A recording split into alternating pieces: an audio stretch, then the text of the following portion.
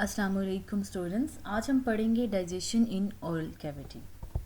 Oral cavity में digestion की बात करें तो वो 4 स्टेप्स में होती है। एक होता है सिलेक्शन ऑफ फूड, ग्राइंडिंग और mastication, lubrication and digestion.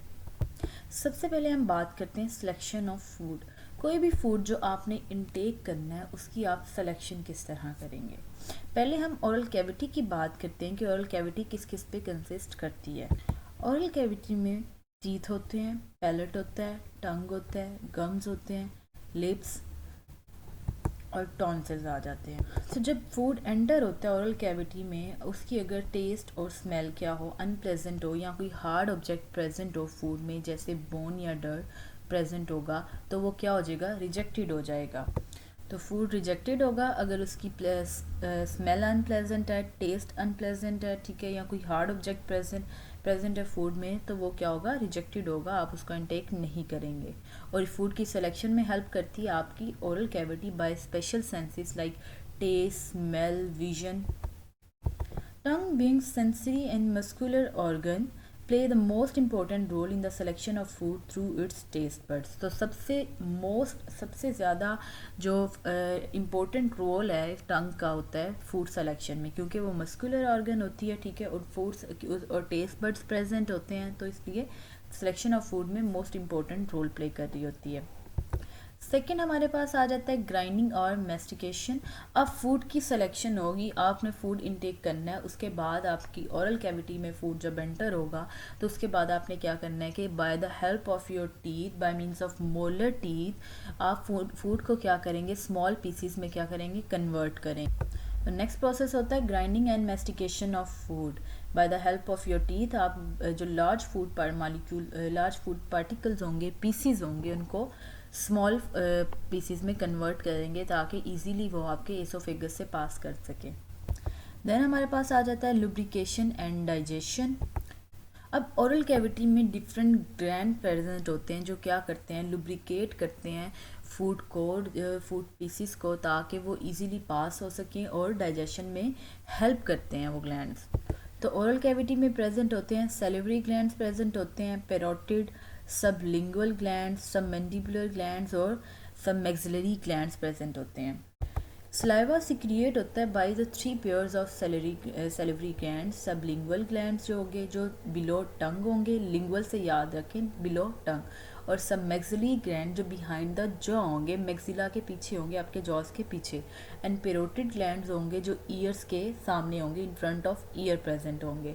Saliva produce by these glands contain 3 important ingredients. अब ये तीनों ग्लैंड्स जो होते हैं, तीनों सैलिवरी ग्लैंड्स जो होते हैं, ये जो सलाइवा प्रोड्यूस करते हैं, इसका फंक्शन क्या होता है कि इसमें प्रेजेंट कौन से इंग्रेडिएंट्स होते हैं। सलाइवा में प्रेजेंट होता है वाटर और म्यूकस प्रेजेंट होता है, sodium bicarbonate and some other salts present होते हैं, carbohydrate digesting enzyme amylase and ptyalin present होता है, ठीक है। तो एक तो इसमें वाटर और म्यूकस प्रेजेंट होगा, दूसरा सोडियम बाइकार्बोनेट और सॉल्ट्स प्रेजेंट होंगे, और अमाइलेज और पेटाइलिन एंजाइम प्रेजेंट होंगे जो कार्बोहाइड्रेट की डाइजेशन करवाते हैं। Water and mucus together make a slimy liquid which serves to moisten and lubricate the food so that it can be chewed efficiently and pass through the esophagus smoothly। अब जो water होंगे, water और mucus क्या करेंगे, slimy liquid liquid बना देते हैं जो फूड को लुब्रिकेट करते हैं और मॉइस्चराइज कर देते हैं, मॉइस्चर करते हैं, ताकि वो इजीली हमारे एसोफेगस से पास कर सके।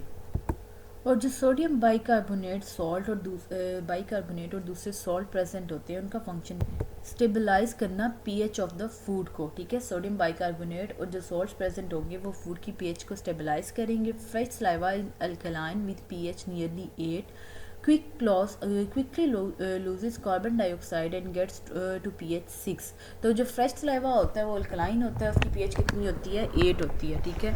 क्या करेगा, कार्बन डाइऑक्साइड लूज करेगा और किसमें कन्वर्ट, उसकी पीएच क्या हो जाएगी, 6 हो जाएगी। Ptyalin is a carbohydrate digesting enzyme which digest starch and glycogen to maltose. तो पेटाइलिन क्या करता है, जो कार्बोहाइड्रेट्स डाइजेस्टिंग एंजाइम है वो क्या करेगा, स्टार्च की डाइजेशन करवाएगा और ग्लाइकोजन की डाइजेशन करवाएगा और उसे माल्टोज में कन्वर्ट कर देगा। नेक्स्ट हमारे पास आ जाता है मोस्ट इम्पोर्टेंट स्टेप जिसे हम कहते हैं स्वॉलिंग। तो स्वॉलिंग क्या होता है कि जब आपने आपकी माउथ में, आपकी ओरल कैविटी में जो आपने फूड इनटेक किया उसको आपने स्मॉल पीसेस में कन्वर्ट कर दिया, उसको लुब्रिकेट कर दिया, अब वो जो एक स्लाइमी फूड मैस बन जाता है जिसे आप रोल करते हैं, ठीक है, ओवल स्मॉल ओवल लम्प बन जाता है जिसे हम क्या कह देते हैं, बोलस कह देते हैं, ठीक है। As a result of mastication the soft and partially digested slimy food mass is rolled into small oval lump called bolus. तो ये एक बोलस की डेफिनेशन भी है यहाँ पे, ठीक है।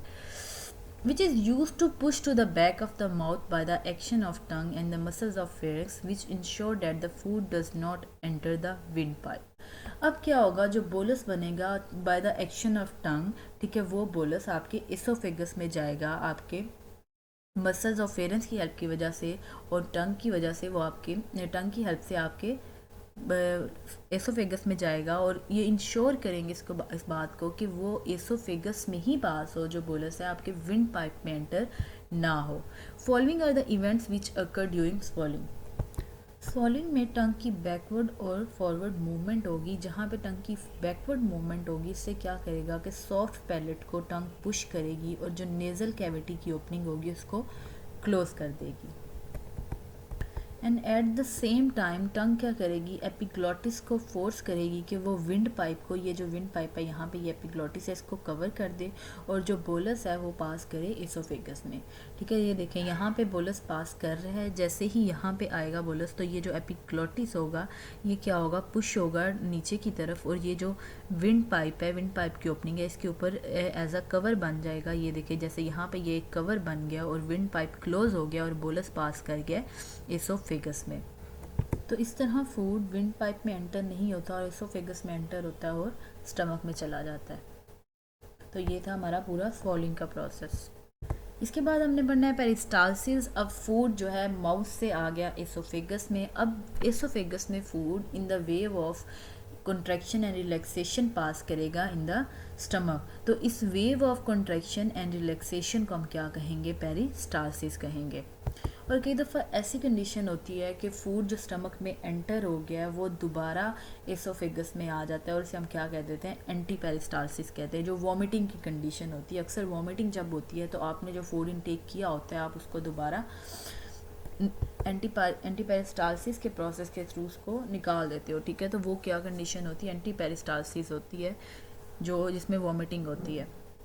उसमें फूड दोबारा उसी तरह स्टमक से एसोफेगस से पास करेगा और माउथ में आएगा। हंगर कॉन्ट्रैक्शन जो होती है वो भी पेरिस्टाल्टिक कॉन्ट्रैक्शन होती है। हंगर कॉन्ट्रैक्शन कब होती है, जब आपका ब्लड ग्लूकोज लेवल लो हो जाता है, आपको भूख लगी होती है, आपने काफ़ी देर से खाना नहीं खाया होता, तो आपको पेट में, अपने स्टमक में कॉन्ट्रैक्शन होना शुरू होती हैं। तो ये भी क्या है, पेरिस्टाल्टिक कॉन्ट्रैक्शन होती है। और ये यूजुअली तब होते हैं जब आपको खाना खाए 12 से 24 घंटे हो गए, मीन आपने काफ़ी देर से कोई भी चीज़ नहीं खाई और आपका ब्लड ग्लूकोज लेवल क्या है वो लो हो रहा है, तो उस वजह से आपको हंगर पैंग्स होते हैं। तो यहाँ पे हमारा digestion in oral cavity complete हो जाता है, ठीक है, जिसमें हमने सिलेक्शन ऑफ फूड पढ़ा, ग्राइंडिंग एंड और मेस्टिकेशन पढ़ा, लुब्रिकेशन पढ़ा, डाइजेशन पढ़ा, और उसके बाद हमने स्वॉलिंग पढ़ लिया और पेरिस्टालसिस पढ़ा।